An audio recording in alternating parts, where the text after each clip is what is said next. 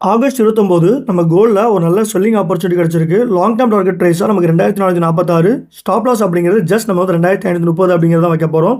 So என்ன ரீசனால market வந்து இந்த அளவுக்கு ஃபாலோ ஆக போகுது அப்படிங்கிறத ரொம்பவே தெளிவா சொல்றேன். டெக்னிக்கலா பார்க்கும்போது நமக்கு 1 ஹவர் டைம் ஃப்ரேம்ல நமக்கு ஒரு பியரிஷ் என்கல்ஃபிங் விழுந்திருக்கு. நல்ல ஒரு செல்லிங் பிரஷரோட கிடைச்சிருக்கு. க்ளோசிங் வந்து நமக்கு 2500 கீழே வச்சதுனால மார்க்கெட் நல்லா ஃபாலோ ஆகும். இன்னைக்கு ஏன் மார்க்கெட் புல்லிஷ் ஆயிட்டு இருக்கு அப்படின்னா, ஆல்மோஸ்ட் வந்து ஒரு 40% வந்து நமக்கு ரீட்ரேஸ்மென்ட் அப்படிங்கிறது கொடுக்கும். 0.600 அப்படிங்கிறத சொன்ன ரீடெஸ்ட் பண்ணிட்டு நல்லாவே ஃபாலோ ஆக போகுது.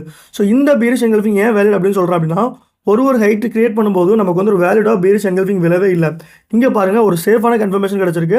அந்த நீங்கள் ப்ராப்பராக மணி மேனேஜ்மெண்ட் ஃபாலோ பண்ணுறீங்க அப்படின்னா கண்டிப்பாக அந்த ட்ரேட் எடுத்துக்கோங்க.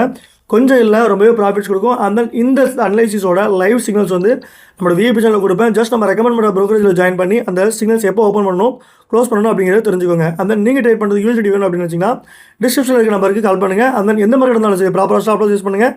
மணி